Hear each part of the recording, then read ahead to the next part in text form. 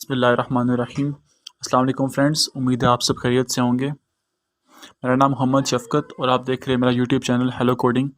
आज का हमारा टॉपिक है डिसीजन कंट्रोल स्ट्रक्चर। फ्रेंड्स, जैसा कि आप जानते हैं कि कल हमने पढ़ा था कंट्रोल स्ट्रक्चर्स। कंट्रोल स्ट्रक्चर्स क्या होते हैं और उसकी कितनी टाइप्स हैं। Control structure flow of execution of program को कंट्रोल करते हैं। उसकी तीन टाइप्स होती हैं, सीक्वेंशियल, डिसीजन मेकिंग और रिपीटेशनल। आज हम सेकंड टाइप्स पढ़ेंगे, डिसीजन कंट्रोल स्ट्रक्चर। सबसे पहले हम जानते हैं कि डिसीजन स्ट्रक्चर्स होते क्या हैं। Decision structures are used to make decision, मतलब कि हम प्रोग्रामिंग के अंदर जो डिसीजन लेते हैं वो डिसीजन स्ट्रक्चर से लेते हैं। हम कंपाइलर को एक कंडीशन प्रोवाइड करते हैं, उस कंडीशन के मुताबिक वो इंस्ट्रक्शंस को एग्जीक्यूट करवाता है। इसको हम डिसीजन कंट्रोल स्ट्रक्चर बोलते हैं। देर आल्सो कॉल्ड कंडीशनल स्ट्रक्चर। इसको हम कंडीशनल स्ट्रक्चर भी बोलते हैं क्योंकि हम कंपाइलर को एक कंडीशन देते हैं, उस कंडीशन के मुताबिक हमारी जो स्टेटमेंट्स हैं वो एग्जीक्यूट होती हैं। मतलब हम कंपाइलर को एक कंडीशन देंगे, अगर वो कंडीशन ट्रू होती है तो उसके मुताबिक कुछ आउटपुट प्रोवाइड होगी, अगर वो कंडीशन फॉल्स होती है तो उसके मुताबिक कुछ और आउटपुट हमें प्रोवाइड होगी। डिसीजन मेकिंग स्ट्रक्चर चार किस्म के होते हैं, if statement, if else statement, if else if statement और स्विच स्टेटमेंट। सबसे पहले हम देखते हैं कि इफ़ स्टेटमेंट क्या होती है। If statement use to execute block of statement on the basis of condition. If statement के अंदर हम कंपाइलर को एक कंडीशन देते हैं, अगर वो कंडीशन ट्रू होती है तो हमारी स्टेटमेंट एग्जीक्यूट हो जाती है। अगर वो कंडीशन फॉल्स हो जाती है तो कंपाइलर उस कंडीशन को स्किप कर देगा और नेक्स्ट आगे जो स्टेटमेंट लिखी हुई है उनको एग्जीक्यूट करेगा। मतलब ये कि हमने कंडीशन दी है कंपाइलर को, अगर वो कंडीशन ट्रू होती है तो उसके अंदर जो स्टेटमेंट्स या कोड्स लिखी हुई हैं वो एग्जीक्यूट होंगी। अगर वो कंडीशन ट्रू नहीं होती है तो वो उन स्टेटमेंट्स को स्किप करके नेक्स्ट आगे मूव कर जाएगा। फ्रेंड्स, जिसके सेंटेक्स में आप देख सकते हैं, इफ़ नेक्स्ट आगे कंडीशन। कंडीशन हम इसके अंदर कोई भी कंडीशन देंगे, अगर वो कंडीशन सेटिस्फाई करती है तो नीचे ब्लॉक ऑफ स्टेटमेंट एग्जीक्यूट होंगी। अगर ये कंडीशन सेटिस्फाई नहीं करती तो ये ब्लॉक ऑफ स्टेटमेंट को स्किप करके नेक्स्ट आगे मूव कर जाएगा प्रोग्राम। फ्रेंड्स, आप इसका फ्लो चार्ट देख सकते हैं।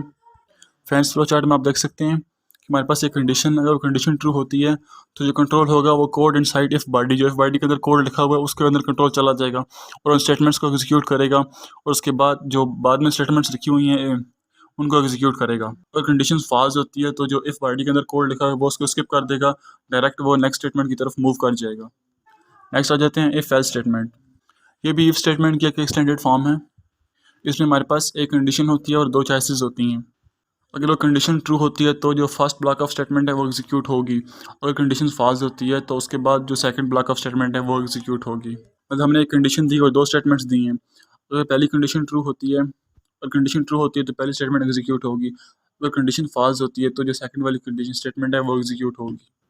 फ्रेंड्स, आप इसके सेंटेक्स में देख सकते हैं, इफ़ नेक्स्ट आगे condition.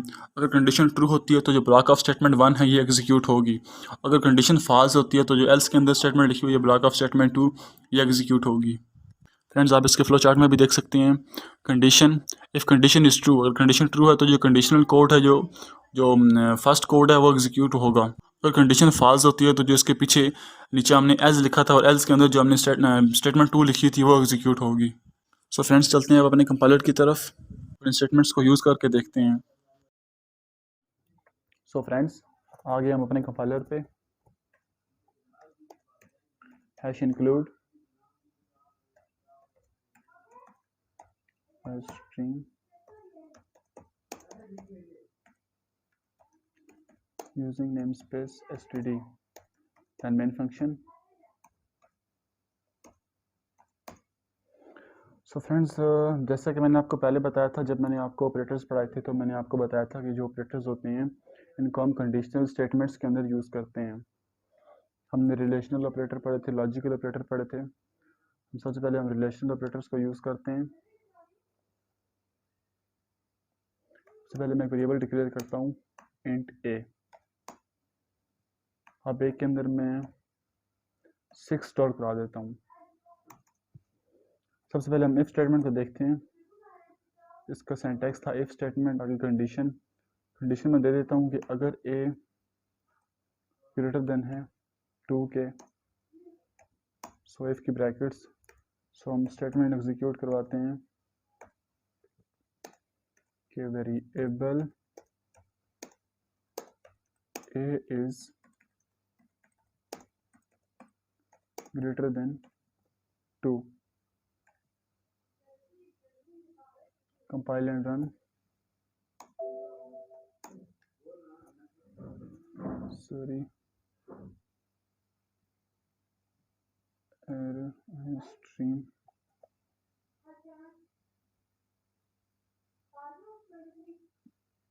Variable a is greater than 2। तो आप देख सकते हैं हमने कंडीशन क्या दी थी, अगर वेरिएबल ए जो है वो ग्रेटर देन है 2 से, अभी ए के अंदर 6 स्टोर है, यानी कि जो 6 है वो 2 से ग्रेटर देन है, तो variable a is greater than 2, यानी कि जो स्टेटमेंट थी वो एग्जीक्यूट हो गई। मतलब कंडीशन को सेटिस्फाई हुई थी तो स्टेटमेंट एग्जीक्यूट हो गई। अभी हम कंडीशन को फॉल्स बनाते हैं, हम ए के अंदर 1 स्टोर करवा देते हैं।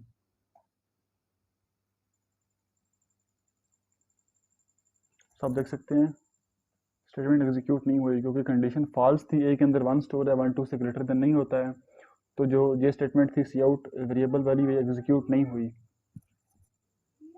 मैं नीचे आपको एक और स्टेटमेंट लिख कर दिखा देता हूँ, सी आउट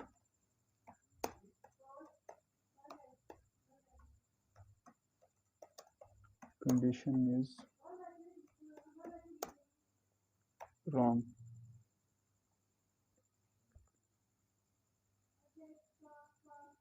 तो आप देख सकते हैं कंडीशन रॉन्ग थी, तो जो कंडीशन वाली स्टेटमेंट थी वो एग्जीक्यूट नहीं हुई, तो जो कंपाइलर का कंट्रोल था वो नेक्स्ट स्टेटमेंट की तरफ चला गया। ये थी इफ स्टेटमेंट। अब मैं आपको बताता हूँ इफ एल्स स्टेटमेंट क्या होती है। वो भी सेम इसी तरह होती है। आपको इफ का स्ट्रक्चर, नेक्स्ट हम नीचे एल्स की स्टेटमेंट डाल देते हैं, else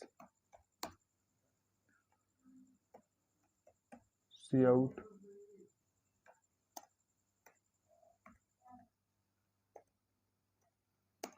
variable a is less than 2, sorry variable a is less than 2। सब देख सकते हैं ए के अंदर 1 स्टोर था, ए ग्रेटर देन 2 नहीं था, इनकी कंडीशन सेटिस्फाई नहीं हुई थी, तो जो फर्स्ट वाली स्टेटमेंट थी एग्जीक्यूट नहीं हुई, जो सेकंड वाली स्टेटमेंट थी वो एग्जीक्यूट हो गई। अभी हम कंडीशन को ट्रू करके देखते हैं। फॉर एग्जांपल हमने ए के अंदर 8 स्टोर करवाते हैं। अब इसको कंपाइल रन करते हैं। सब देखिए variable a is greater than 2, इनकी कंडीशन सेटिस्फाई हुई थी, ए 2 से ग्रेटर देन है, कंडीशन सेटिस्फाई हुई, तो जो फर्स्ट स्टेटमेंट थी वो एग्जीक्यूट होगी, जो सेकंड वाली थी वो स्किप हो गई। इसकी मैं आपको एक और एग्जांपल करवा के दिखा देता हूँ।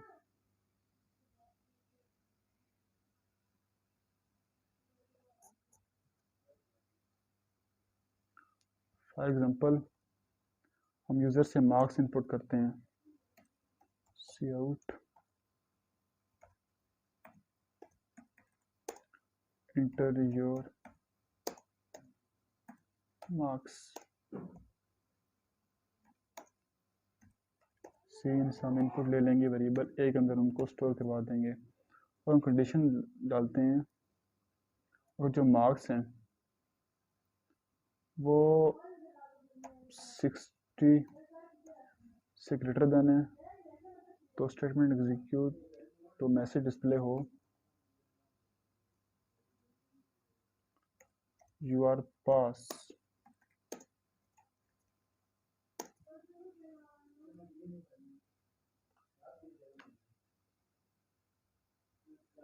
अगर कंडीशन सेटिस्फाई ना हो तो मैसेज डिस्प्ले हो sorry you are fail. Run करके चेक करते हैं। अब हमें ये बोल रहा है enter your marks. For example हम इसके अंदर 80 इंटर करते हैं, you are pass, condition satisfy हुई, मार्क्स 60 से अबव थे, यू आर पास। फिर चेक करते हैं, अगर हम इसके अंदर 50 डाल के चेक करते हैं, sorry you are fail, condition satisfy नहीं हुई, तो जो सेकंड एल्स फेल स्टेटमेंट थी वो एग्जीक्यूट होगी, sorry you are fail.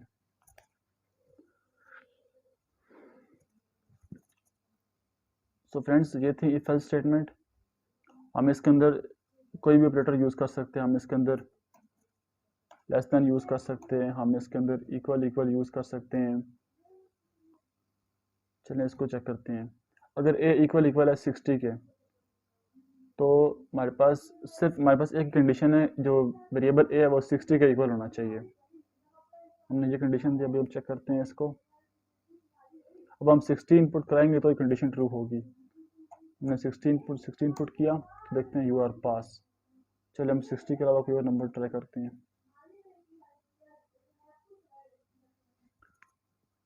61, sorry you are fail. देखा, हम यहाँ पे जो भी कंडीशन डालेंगे, अगर वो सेटिस्फाई होती है तो जो फर्स्ट स्टेटमेंट है वो एग्जीक्यूट होगी। अगर कंडीशन सेटिस्फाई नहीं होती तो एल्स ब्लॉक के अंदर जो स्टेटमेंट है वो एग्जीक्यूट होगी। सो फ्रेंड्स, ये थी हमारी इफ और इफ एल्स स्टेटमेंट। ये था हमारा आज का टॉपिक। मिलते हैं अपनी नेक्स्ट वीडियो में, तब तक के लिए अल्लाह हाफिज़।